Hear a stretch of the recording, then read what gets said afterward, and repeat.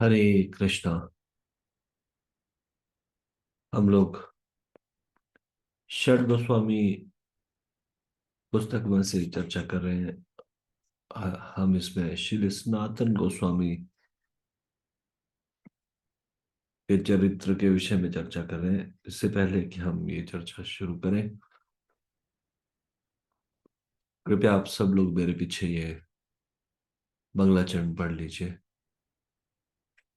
ओम अज्ञानतिमिरान्धस्य ज्ञानाञ्जनशलाकया चक्षुरुन्मिलितं येन तस्मै श्रीगुरुवे नमः। श्रीचैतन्यमनोभीष्टं स्थापितं येन भूतले स्वयं रूपः कदा मह्यं ददाति स्वपदान्तिकम्। वन्देऽहं श्रीगुरोः श्रीयुतपदकमलं श्रीगुरून् वैष्णवांश्च श्रीरूपं साग्रजातं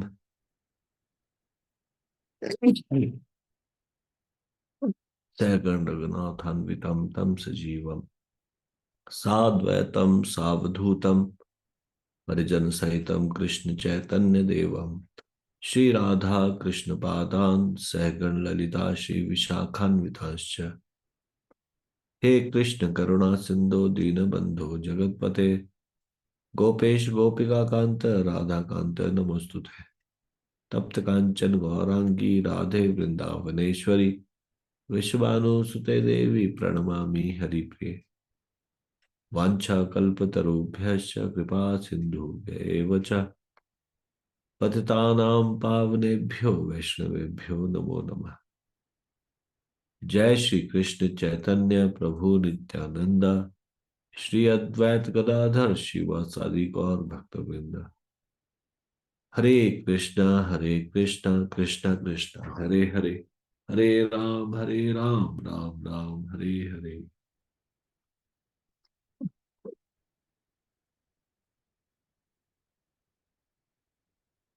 तो आज हम चर्चा करेंगे राधा मदन मोहन मंदिर के विषय में।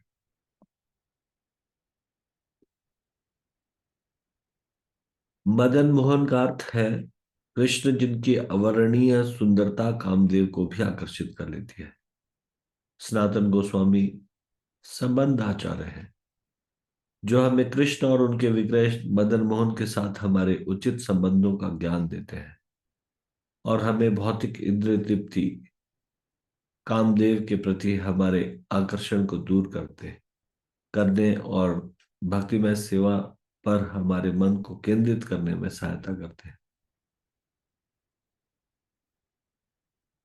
तो मदन मोहन का अर्थ है, मदन मतलब कामदेव और मोहन मतलब जिन्होंने कामदेव को भी मोह लिया हो। तो ऐसे कृष्ण भगवान जिन्होंने कामदेव को भी मोहित कर लिया। और भगवान का नाम है मदन मोहन, राधा रानी का नाम है मदन मोहन मोहिनी।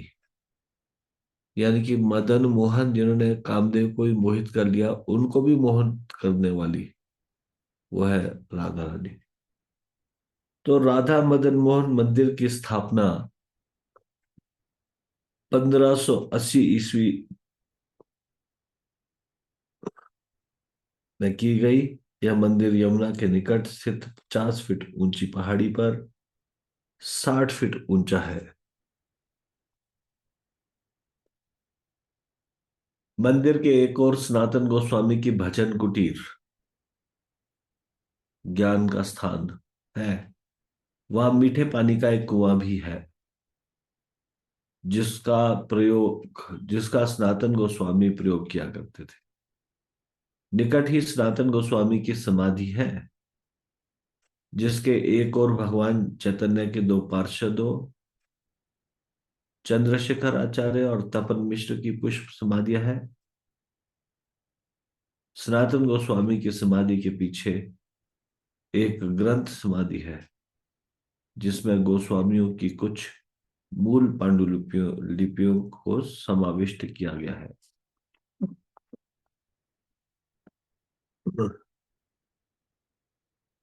आप लोगों में से कितने लोगों ने मदन मोहन मंदिर को देखा है?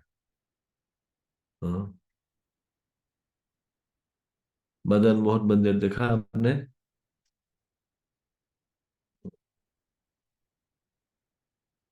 केवल 10 लोग, केवल 11? मदन मोहन मंदिर देखा है ना सब लोगों ने? ठीक है। आप में से कितने लोगों ने वहां पे जो मीठे पानी का एक कुआं है उसका जल पिया है? अच्छा, मैं पहले वाले हाथ नीचे कर रहा हूँ। उस कुआं को देखा है आपने? कुएं को देखा है, जल पिया है? रुक्मिणी प्रेमावती जी, आपने कुएं को देखा है? हरे कृष्ण प्रिय धर्म यशप्रिय जी आपके साथ ही तो गए थे, वहां पे लेक्चर भी सुना आपका। हाँ। हरे कृष्ण प्रिय कैसा धर्म। कैसा कैसा पानी है? मीठा पानी है? नम यशप्रिय जी चारों। हाँ। तो सनातन गोस्वामी जी जब वहां पे गए, आदित्य टीला में रहने लगे, तो आमतौर पे ब्रज में यदि कहीं पे भी जमीन में खुदाई करते हैं तो नमकीन पानी निकलता है। हाँ। कहते हैं कि गोपियों के आंसुओं से सारा का सारा पानी वहां खारा है, क्योंकि भगवान कृष्ण के जाने पर इतने आंसू बहाए, इतने आंसू बहाए। आंसू होते हैं खारे, नमकीन। तो ऐसा कहा जाता है, ऐसा कहा जाता है। लेकिन सनातन गोस्वामी इतनी ऊंचाई पे आदित्य टीला, वहां पे भजन कुटीर बना के रहते थे। तो वहां जब उन्होंने कुआं खोदा तो वहां पे मीठा पानी निकला। हाँ। तो बड़ा आश्चर्य की बात है। हाँ। अब तो वहां पे वो कुआं ढक दिया है, और कुएं की जगह एक पानी की टैंकी है। उस पानी को वहां से लिफ्ट करके टैंकी में आ जाता है। तो टैंकी से पानी पीते हैं। किसी ने ओरिजिनल कुआं भी देखा पहले? अभी तो टैंकी है ना, कुआं तो नहीं देखा। तो किसी ने, पहले वाले पुराने लोगों ने, किसी ने देखा जब वहां टैंकी नहीं होती थी? नहीं देखा। ठीक है। तो शुरू शुरू में जब हम लोग जाते थे, कोई आज से 20 साल पहले, तो वहां पे टैंकी नहीं होती थी। वो कुआं वहां पे दिखाई देता था। तो अभी तो वहां पे उसको किसी तरह से लिफ्ट करते हैं और पानी उसमें आता है। अच्छा, आप में से कितने लोगों ने सनातन गोस्वामी की भजन कुटीर देखी है? सब नहीं देखी होगी, कुएं के साथ ही है ना? ठीक है, भजन कुटीर के लिए तो आप सबके, काफी लोगों के हाथ खड़े हो रहे हैं। कितने लोगों ने सनातन गोस्वामी की समाधि देखी है? समाधि। हाँ, रेज योर हैंड। समाधि कितने लोगों ने देखी? भारती माता जी कहाँ पे है समाधि?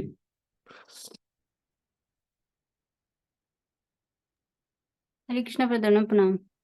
विनोद प्रणाम। तो जी शायद हम थोड़ा उसके बैक साइड में गए थे, थोड़ा अंदर की तरफ को वहां पे दिखी थी, ऐसा मुझे ध्यान आ रहा है शायद। मतलब मंदिर से नीचे उतर के फिर उसके बाद बैक साइड, या मंदिर के उस आदित्य टीला के पास? जी आदित्य आदित्य टीला के पास ही मुझे ऐसे ध्यान आ रहा है कि वहीं, क्योंकि नीचे को तो फिर रोड है फिर जी। रुक्मिणी माता जी, आपको याद आ रहा है कुछ? प्रभु जी नीचे बहुत सारी समाधियां हैं, वहीं पे आपने लेक्चर भी दिया था। राधा गोविंद मंदिर है शायद, अंदर को थोड़ा मंदिर भी है, आगे को समाधि। मंदिर के पीछे याद आ रहा है प्रभु जी, कहीं मंदिर के पिछली तरफ को था, वहां पे सबने दिखाया था, अंदर लेके गए थे। किसी को हाँ जी, अंदर को मंदिर के ले गए थे और फिर आगे को समाधि भी है। क्लियरली किसी को याद है? किसी को? हाँ, हरे कृष्णा इनका। नीलांबर माधव प्रभु, यस प्रभु। और जी मंदिर के राइट से पर जी नीचे उतर के राइट में से फिर राइट लेकर के पर जी गली के अंदर है समाधि। अब पर जी मंदिर से ही एक रास्ता निकाल दिया है, जैसे मंदिर की सीढ़ियाँ चढ़ते हैं ना पर जी, वहीं से पर जी एक रास्ता निकाल दिया है नीचे समाधि के लिए, नया बनाया पर जी, लेटेस्ट ही। अच्छा, ठीक हरे है। कृष्णा इनका। तो सनातन गोस्वामी की समाधि के लिए यदि जाना हो तो जो नया मदन मोहन मंदिर है, दो मंदिर है ना, एक मदन मोहन मंदिर है आदित्य टीला पे एकदम ऊंचाई पे, एक हम नीचे उतर के सीढ़ियां जब उतरते हैं अ, परिक्रमा मार्ग की ओर नहीं, उसके बैक साइड की ओर, तो वहां पे राइट हैंड साइड चलते हैं।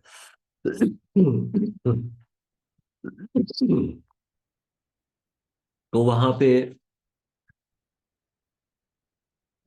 नया मदन मोहन मंदिर आता है, नया मदन मोहन जी का। उससे पहले ही राइट को रास्ता जाता है, वहां पे सनातन गोस्वामी जी की समाधि है। हालांकि हम हमेशा वहां नहीं जाते, जब भी हम मदन मोहन मंदिर जाते हैं तो हमेशा ही वहां समाधि में जाएंगे, क्योंकि परिक्रमा कर रहे होते हैं या फिर समय की कमी होती है। हाँ, लेकिन हम लोग गए एक दो बार वहां पे, तो वहां पे सनातन गोस्वामी जी की समाधि है। उनके पास उनके दो पार्षद, भगवान चैतन्य महाप्रभु के दो पार्षद कौन है, चंद्रशेखर आचार्य और तपन मिश्र, उनकी पुष्प समाधियां भी है।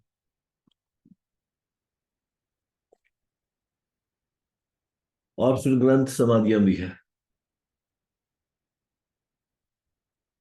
तो ग्रंथ समाधि क्या होती है? जो षड गोस्वामियों ने ये बहुत सारे ग्रंथ लिखे, उनमें से सारे ग्रंथ प्रकाशित नहीं हुए। कुछ ग्रंथों को समाधि दे दी गई इसलिए कि आने वाली ये कलयुग की कलुषित आत्माएं ये भगवान की इन दिव्य लीलाओं को नहीं समझ पाएगी और भगवान के विषय में गलत धारणा रख लेगी। हाँ, इसलिए तो उन लोगों को उनके हाथ में ये पुस्तकें ना चढ़ जाए, इसलिए ग्रंथ समाधि है वहां पे, जहाँ पे ग्रंथों को अ, अ, जमीन में ही एकदम समाधि देगी। एक जगह और भी है ग्रंथों की समाधि, जहाँ पे ग्रंथों को थोड़ा समाधि दे दी गई। 64 समाधि एरिया, 64 समाधि स्थान, किसी ने देखा है व्रज में, वृंदावन में 64? किसी ने भी नहीं देखा? 64 समाधि एरिया का है।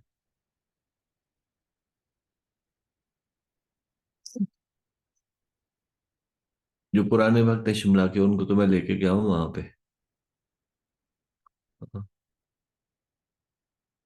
गोविंद देव जी का जहाँ मंदिर है, वहां पे गोविंद देव जी के मंदिर में अगर वहां से नीचे अगर आए तो वहां पे आगे जाके वैष्णव की समाधि का एरिया है, जहाँ पे 64 समाधि एरिया बोलते हैं। हाँ,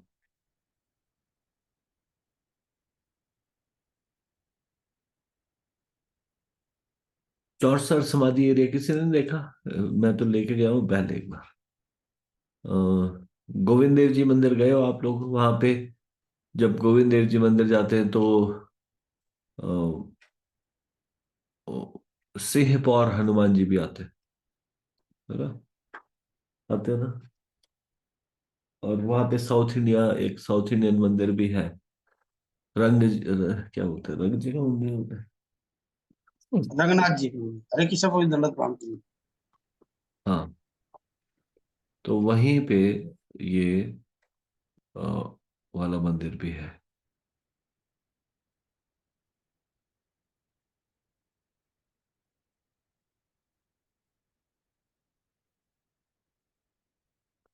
तो श्री राधा जी का विग्रह का आगमन कैसे हुआ? हम्म? जब श्री गोविंद देव के श्री विग्रह प्रकट हुए थे, तब उनके साथ श्री राधिका जी का कोई श्री विग्रह नहीं था। भगवान मदन मोहन भी अकेले प्रकट हुए थे। किस प्रकार उन्होंने अपनी कांता श्री राधा को प्राप्त किया, आगे उसका संक्षेप में वर्णन होगा। राजा प्रताप रुद्र के पुत्र थे पुरुषोत्तम। वे विद्या संपन्न और सुंदर व्यक्ति थे। जब उन्हें ज्ञात हुआ कि दोनों श्री विग्रह की श्री राधा के बिना आराधना हो रही है, तो उन्होंने श्री राधा की दो श्री विग्रह बहुत देखभाल से और सावधानी से भेज दिए।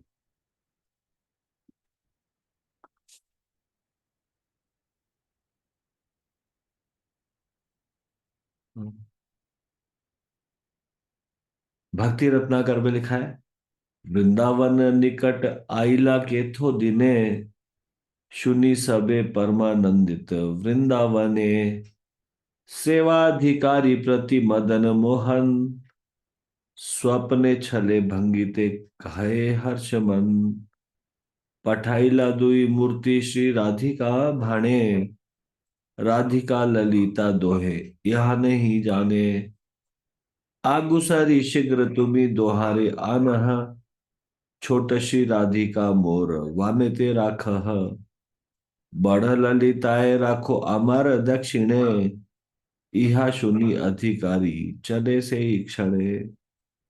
जब श्री विग्रह वृंदावन पहुंचे तो व्रजवासी अति प्रसन्न हो गए।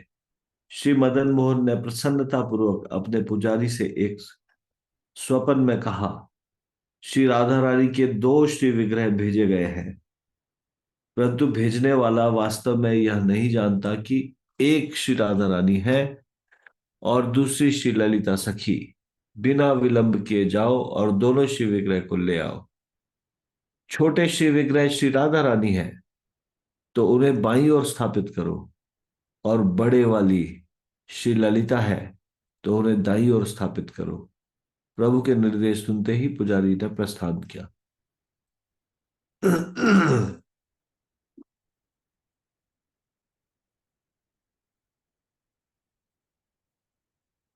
वे दोनों शिव विग्रहों को ले आए और जैसे बताया गया था वैसे स्थापित कर दिया। भक्ति रत्नाकर में ही आगे बताया, तरणी जातिर भुवि तरणी करवाक्रक, प्रिय कश गुस्त मणि सदन महित स्थिते, ललितया सार्धम मनु पद रमितराक्षय, मदन मोहन निज सदन मनु रक्ष ममः।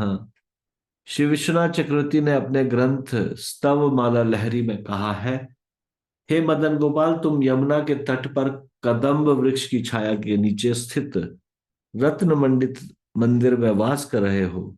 वहां निरंतर ललिता द्वारा आपकी आराधना हो रही है। वह जो श्री राधिका को आनंद प्रदान करती है, मुझे भी इस मंदिर में वास करने दीजिए। जब श्री मदन गोपाल की लीलाएं विख्यात हो गई तो इसने वैष्णव जनों में अत्यधिक अनुराग उत्पन्न कर दिया। तब जब पुरुषोत्तम जाना, ये प्रताप रुद्र के पुत्र थे पुरुषोत्तम जाना, तो जब पुरुषोत्तम जाना ने यह अद्भुत कथा सुनी तो वह प्रसन्नतावश अभिभूत हो उठे। फिर मदन मोहन करौली कैसे चले गए? मदन मोहन तो वृंदावन में थे, तो ये करौली कैसे चले गए? तो उसकी भी एक बहुत मधुर लीला है।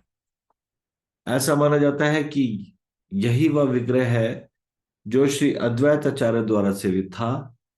1534 ईस्वी में यह विग्रह श्री सनातन गोस्वामी को श्री दामोदर चौबे से प्राप्त हुए। औरंगजेब के मंदिरों को तोड़ने के आदेश के बाद मदन मोहन मंदिर के गोस्वामी सुबलानंद जी उन्हें लेकर राधा कुंड, वहां से कामा, और कामा में कुछ वर्ष रुकने के पश्चात कुम्हेर होते हुए जयपुर आए।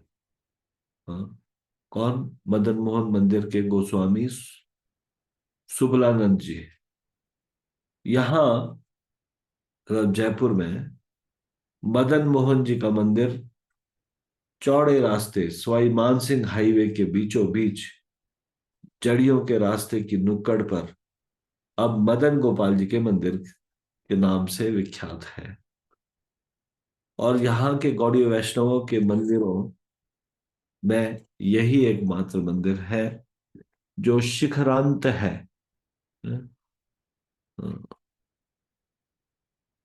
मूल विग्रह के करौली चले जाने पर यहाँ मदन गोपाल जी की छाया मूर्ति को विराजमान किया गया।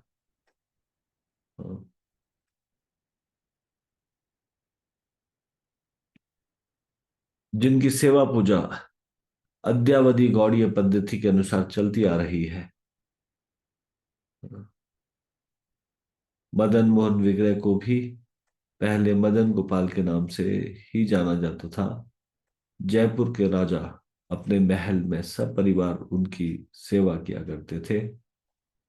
जब श्री मदन गोपाल जी जयपुर आ गए तो उस समय करौली के राजा गोपाल सिंह, जो रिश्ते में जयपुर के राजा स्वाई जय सिंह के साले थे, भी मदन मोहन जी के करौली में पधारने का मन बना चुके थे और उन्होंने इस संबंध में सुब्रानंद गोस्वामी को भी तैयार कर दिया था कि वे राजा जयसिंह से इस विषय में बात करें। जयपुर में 3 माह और 7 दिन रुकने के बाद गोपाल सिंह की उपस्थिति में सुब्रानंद गोस्वामी के अनुरोध पर एवं राजा जयसिंह की अनुमति से मदन मोहन जी करौली रवाना हुए। ऐसा वर्णन आता है कि उस समय राजा जयसिंह का स्वास्थ्य ठीक नहीं था, अतः वे मदन मोहन जी को जयपुर में रोके रखने के लिए अधिक उत्साह नहीं दिखा पाए और वैसे भी गोपाल सिंह उनके निकट संबंधी थे। फरवरी 1743 ईस्वी में मदन मोहन जी को करौली लाया गया और करौली के राजमहल में विराजमान किया गया। करौली में मदन मोहन जी का मंदिर राजप्रसाद से लगा हुआ है और सफेद पत्थर का बना है।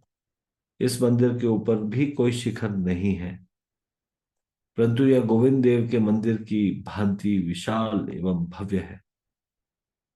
सामने से देखने पर मंदिर में 3 समान कक्ष दिखाई देते हैं। बीच के कक्ष में मदन मोहन, राधा रानी एवं ललिता जी के विग्रह हैं। बाईं ओर के कक्ष में गोपाल, राधा और ललिता। गोपाल जी राजा गोपाल सिंह के गृह देवता है। एक अन्य किंवदंती में थोड़ा सा अपवाद है। मुगल बादशाह औरंगजेब ने 1658 से लेकर 1707 ईस्वी तक शासन किया। 1680 ईस्वी में औरंगजेब ने सभी हिंदू मंदिरों को नष्ट करने का आदेश दिया।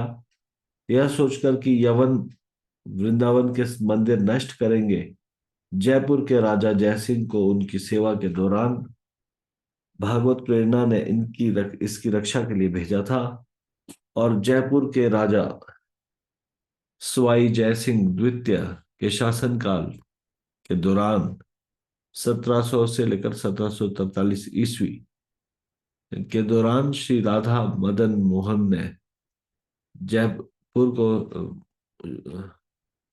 श्री राधा मदन मोहन जयपुर को चले गए। कुछ समय बाद उक्त सवाई जयसिंह के बहनोई करौली राजा गोपाल सिंह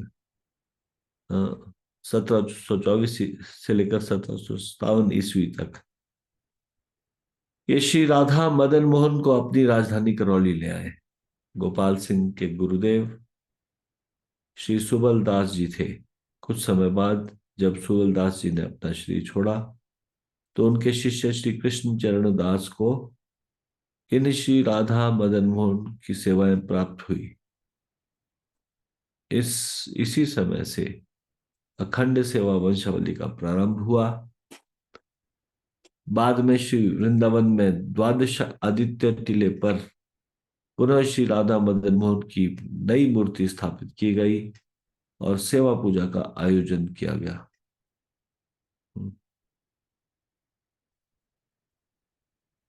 अब ये फर्स्ट स्टोरी बताई थी, फिर ये सेकंड स्टोरी।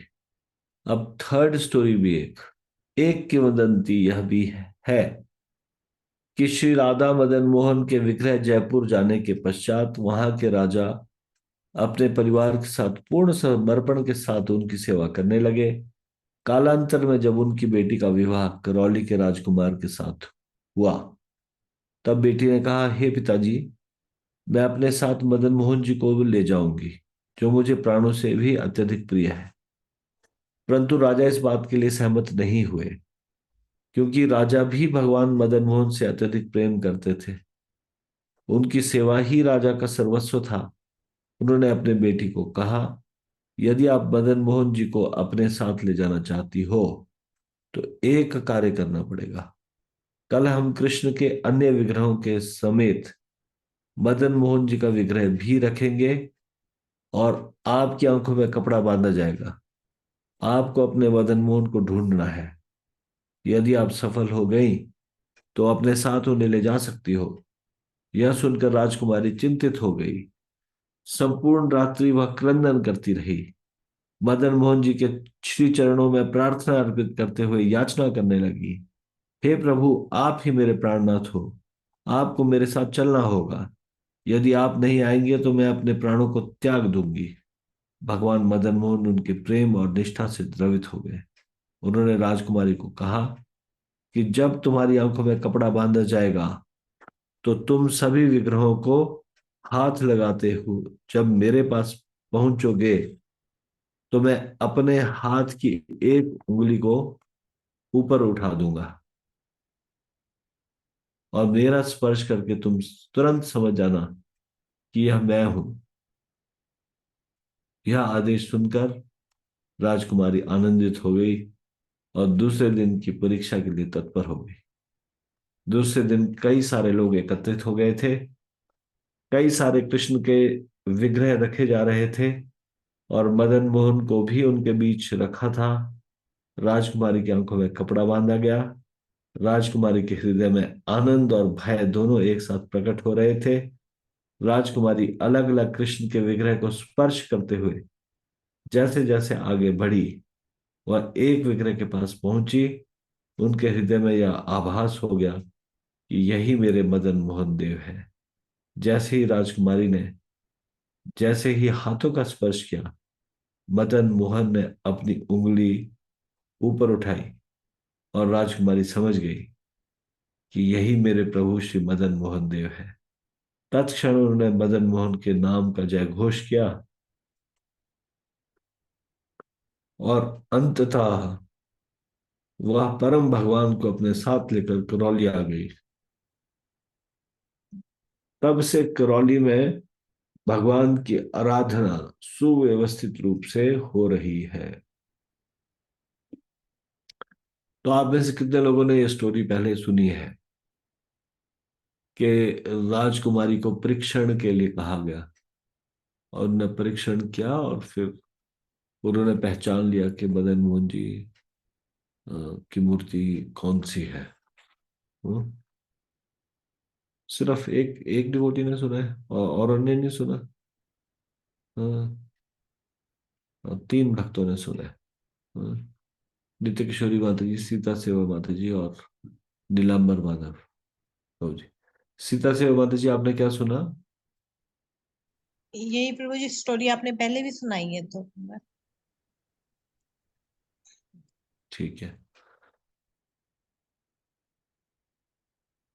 यहाँ पे जो इस प्रकार से बताया गया, ये हमने चर्चा नहीं किया था कि वो उंगली उनकी को ऊपर उठा देते हैं, है ना, जैसे वो उनका हाथ पकड़ते हैं। तो ये चीज उन्हें बताया, लेकिन मदन मोहन जी के सामने पहुंच के ही उन्हें आभास होना शुरू हो जाता है, यही मेरे मदन मोहन जी है।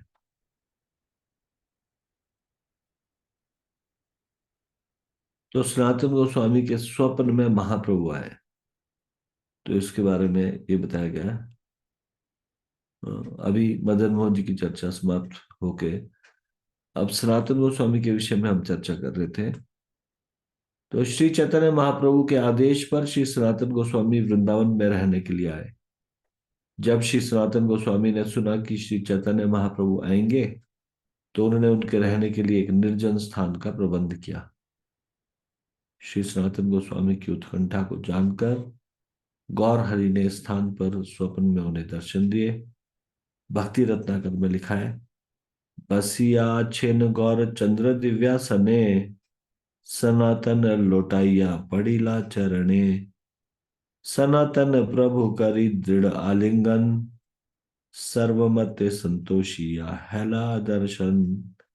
श्री चैतन्य महाप्रभु एक अद्भुत आसन पर विराजमान थे। प्रभु को देखकर श्री सनातन गोस्वामी उनके चरणों में जा गिरे। तब प्रभु ने उन्हें दृढ़ता से आलिंगन किया और उन्हें हर प्रकार से सांत्वना देने के बाद अंतर्धान हो गए।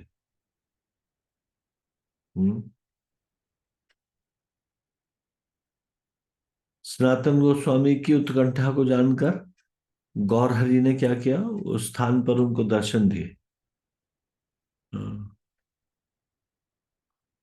मतलब किस स्थान पे? जब सनातन गोस्वामी ने सुना कि चैतन्य महाप्रभु आएंगे तो उनके रहने के लिए एक निर्जन स्थान का प्रबंध किया। तो वहां पे ही उन्होंने, गौर हरि ने उनको स्वप्न में दर्शन दिए। तो क्या दिखाई दिया उनको? चैतन्य महाप्रभु एक अद्भुत आसन पर विराजमान थे। प्रभु को देखकर श्री सनातन गोस्वामी उनके चरणों में जा गिरे। तब प्रभु ने उनका दृढ़ता से आलिंगन किया और हर प्रकार से सांत्वना देने के बाद अंतर्धान हो गए। प्रभु की अद्भुत लीलाओं को कौन समझ सकता है? अपनी इच्छा से वे सदा श्री धाम वृंदावन में आनंदित होते हैं। बालकों समेत क्रीड़ा, तो उसका भी एक वर्णन है। जब श्री सनातन गोस्वामी महावन में रह रहे थे तब मदन गोपाल के नित्य दर्शन पाकर अति प्रसन्न होते थे। श्री मदन गोपाल यमुना के रेतीले तट पर रमणक में क्रीड़ा किया करते। एक दिन मदन गोपाल महावन के अन्य बालकों के साथ ग्वाले के भेष में लीलाएं करने आए। जब श्री सनातन गोस्वामी ने उन बालकों को विविध प्रकार से खेलते हुए देखा तो उन्होंने सोचा कि यह बालक कोई सामान्य ग्वाल बालक नहीं हो सकता। जब खेल समाप्त हो गया तब श्री सनातन गोस्वामी ने बालक का घर तक पीछा किया। उन्होंने देखा कि बालक मंदिर में प्रवेश कर गया, परंतु जब श्री सनातन गोस्वामी मंदिर के भीतर गए तो वहां उन्होंने ग्वाल बाल के बजाय केवल मदन गोपाल के विग्रह, श्री विग्रह को देखा। फिर श्री सनातन पाद ने मदन गोपाल को प्रणाम किया और अपनी भजन कुटिया की ओर चले गए। मदन गोपाल श्री सनातन के प्रेम के अधीन है। तब से श्री सनातन गोस्वामी पाद को एहसास हुआ कि श्री मदन गोपाल प्रतिदिन यमुना नदी पर बालकों के साथ क्रीड़ा करते हैं। मदन गोपाल श्री सनातन गोस्वामी के प्रेम में भक्ति के पूर्णतः वशीभूत थे। फिर जानवा माता और श्री मदन मोहन, उनका भी एक चर्चा है। हाँ।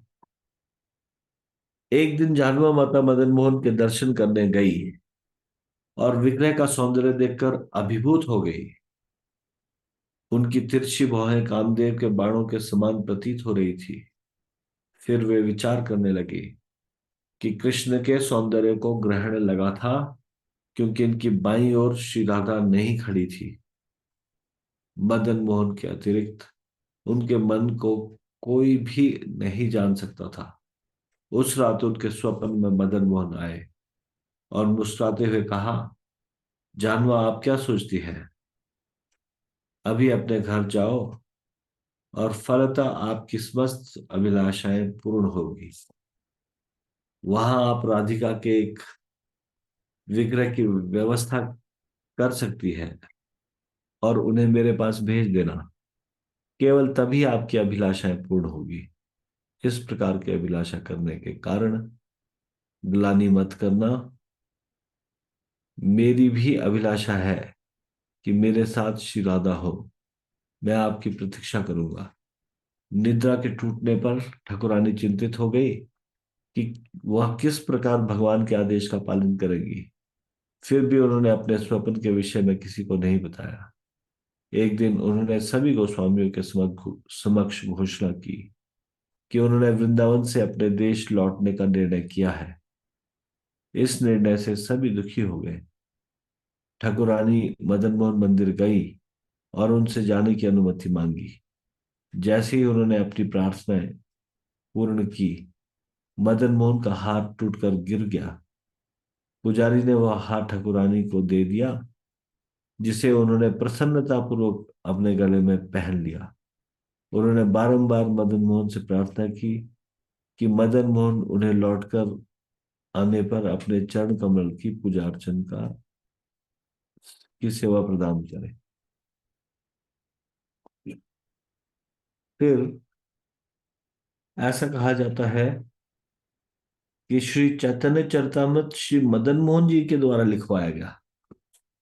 हाँ।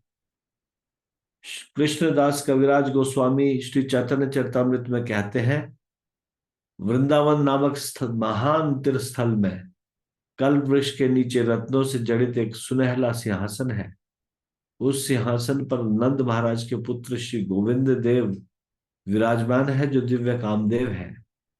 गोविंद जी के उस मंदिर में हजारों सेवक भक्ति भाव से सदैव भगवान की सेवा में लगे रहते हैं। हजारों मुखों से भी इस सेवा का वर्णन कर पाना संभव नहीं है। उस मंदिर के मुख्य सेवक श्री हरिदास पंडित है। उनके गुण तथा उनका यश सारे जगत में प्रसिद्ध है। अनंत आचार्य गदाधर पंडित के शिष्य थे। पंडित हरिदास उन्हीं के प्रिय शिष्य थे। चैतन्य चरितमृत आदि लीला 8वें अध्याय का 61वें श्लोक में कहा गया है, चैतन्य नित्यानंदे तार परम विश्वास, चैतन्य चरिते तार परम उल्लास। पंडित हरिदास को चैतन्य महाप्रभु तथा नित्यानंद प्रभु में प्रगाढ़ श्रद्धा थी। अतएव उनकी लीलाओं तथा गुणों को जानने से उन्हें परम तुष्टि होती थी। चैतन्य चरितमृत की आदि लीला का 8वें अध्याय के 62वें श्लोक में कहा गया, वैष्णवेर गुण ग्राही ना देखिए दोष, काय मनो वाक्य करे वैष्णव संतोष। ये वैष्णवों के सद्गुणों को सदैव स्वीकार करते थे और उनमें से कोई दोष नहीं पाते थे। वे वैष्णवों को तुष्ट करने में ही अपना तन मन लगाते थे। निरंतर सुनते हो चैतन्य मंगल, ताहर प्रसादे सुने वैष्णव सकल। वे सदैव चैतन्य मंगल का पाठ सुनते थे और उनकी कृपा से अन्य सारे वैष्णव भी इसे सुना करते थे। वे चैतन्य मंगल पढ़कर सारी वैष्णव सभा को पूर्ण चंद्रमा की भांति आलोकित करते थे और अपने गुणों के अमृत से उनके दिव्य आनंद को वर्धित करते थे। ते हो अति कृपा करी आज्ञा कहला मोरे, गौरांगेर शेष लीला वर्णी बार तारे। उन्होंने अपनी अहेतु की कृपा से मुझे कृष्णदास कविराज गोस्वामी को श्री चैतन्य महाप्रभु की अंतिम लीलाओं को लिखने का आदेश दिया। श्रील रूप गोस्वामी के नित्य पार्षद श्री यादव आचार्य गोसाई भी चैतन्य महाप्रभु की लीलाओं को सुनने तथा उनका कीर्तन करने में अत्यंत उत्साह दिखलाते थे। पंडित गोसाई शिष्य भूगर्भ गोसाई, गौर कथा बीने आर मुख्य अन्य नाई। पंडित गोसाई के शिष्य भूगर्भ गोसाई चैतन्य महाप्रभु संबंधी कथाओं में सदैव लगे रहते थे। इसके अतिरिक्त वे और कुछ भी नहीं जानते थे। इनके अतिरिक्त वृंदावन में अन्य अनेक महान भक्त थे। वे सभी चैतन्य महाप्रभु की अंतिम लीलाओं को सुनने के इच्छुक थे। इन सभी भक्तों ने कृपा करके मुझे, ये कृष्णदास कविराज गोस्वामी लिख रहे हैं, कृष्णदास कविराज गोस्वामी को श्री चैतन्य महाप्रभु की अंतिम लीलाओं के संबंध में लिखने का आदेश दिया। यद्यपि मैं निर्लज हूं, किंतु उन्हीं के आदेश से मैंने यह चैतन्य चरितमृत लिखने का प्रयास किया है। वैष्णवे आज्ञा पाइया चिंतित अंतरे, मदन गोपाले गेला आज्ञा मांगी बारे। वैष्णव की आज्ञा प्राप्त करने के बाद, लेकिन अपने मन में चिंतित होने के कारण, मैं वृंदावन के मदन मोहन मंदिर में उनकी भी आज्ञा लेने के लिए गया। कृष्णदास कविराज गोस्वामी कहते हैं, जब मैं मदन मोहन के मंदिर में दर्शन करने गया तो पुजारी गोसाई दास भगवान के चरणों की सेवा कर रहे थे। मैंने भी भगवान के चरण कमलों पर प्रार्थना की। जब मैंने भगवान से आज्ञा मांगी तो तुरंत ही उनके गले से एक माला खिसक कर नीचे आ गई। जो ही यह घटना घटी तो वहां पर खड़े सारे वैष्णव जनों ने जोर से हरि बोल की हर्ष ध्वनि की और पुजारी गोसाई दास ने वह माला लाकर मेरे गले में डाल दी।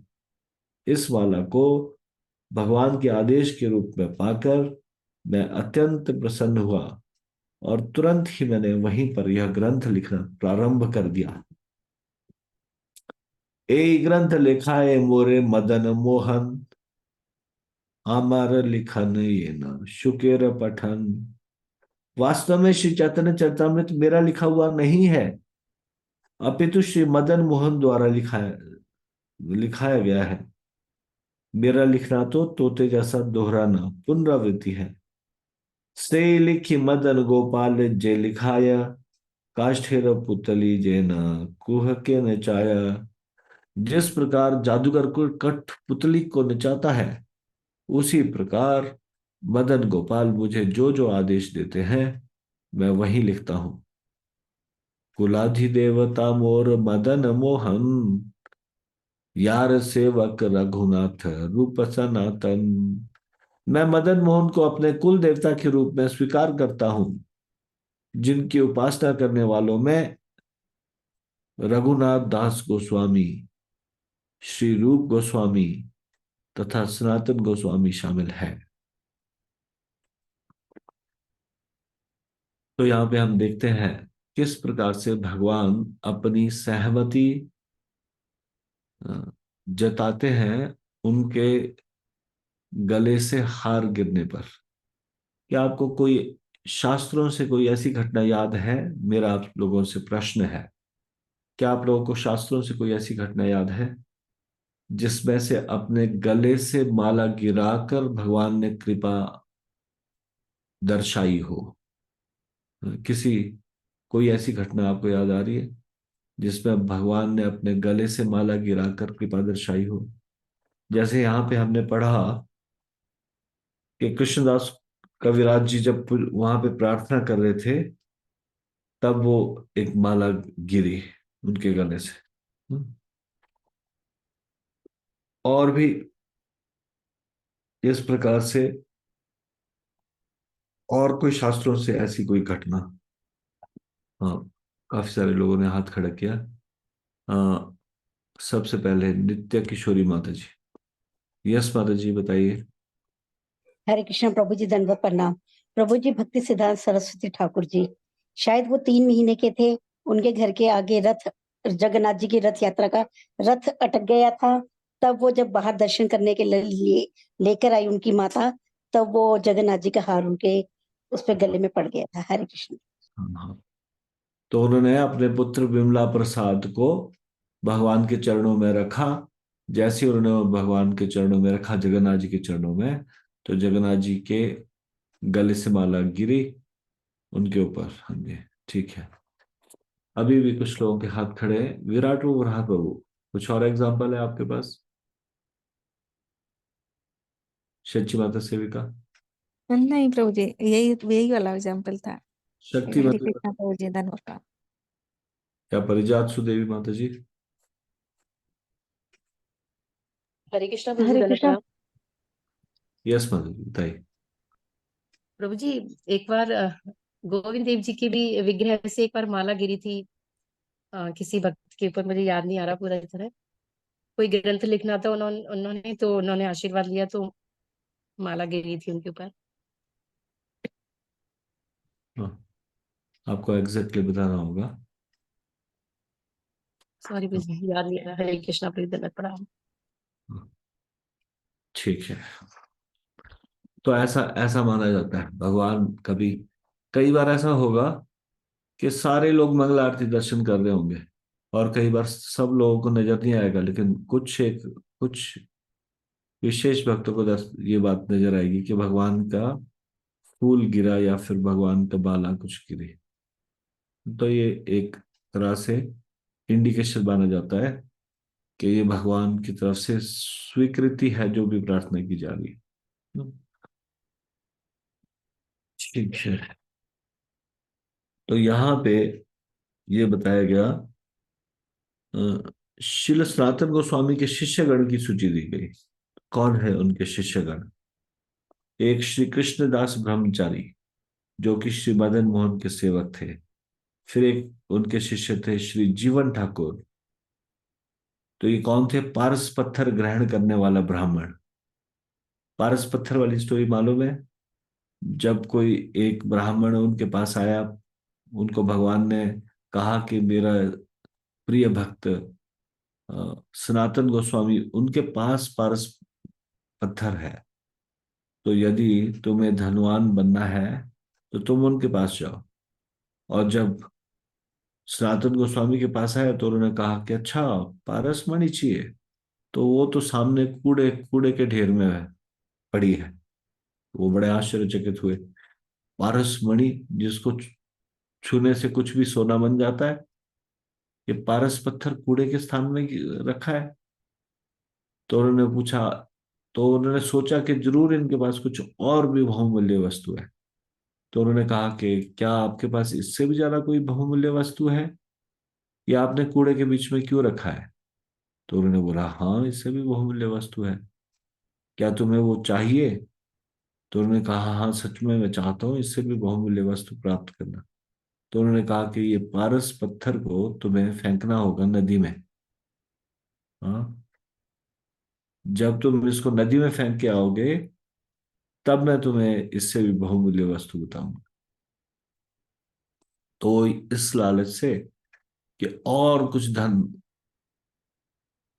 वृद्धि होगी, कुछ और कुछ उपाय होगा, तो उस पारस पत्थर को फेंक आते हैं नदी में।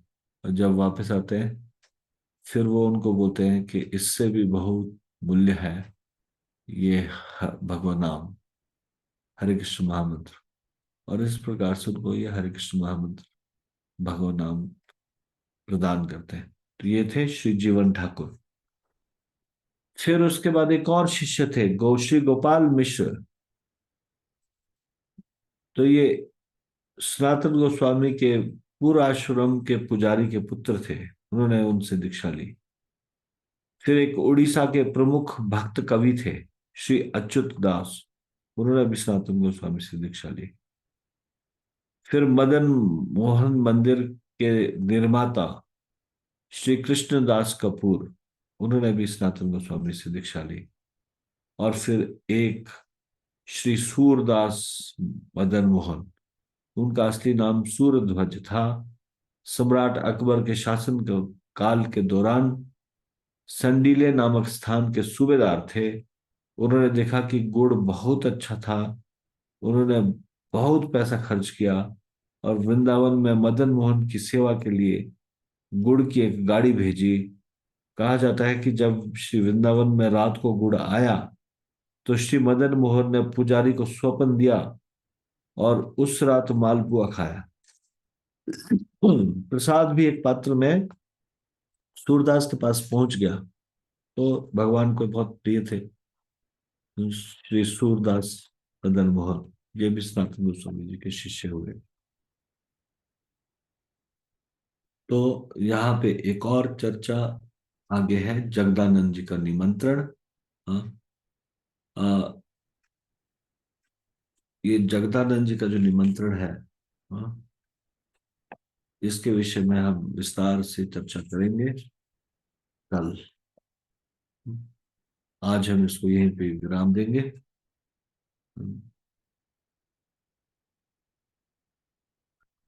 तो श्री षड गोस्वामी अष्टकम की, या षड गोस्वामी जी की जय, श्री सनातन गोस्वामी जी की जय, शिल प्रभुपाद की जय, निताई गौर प्रेमानंदे, हरि हरि बोल।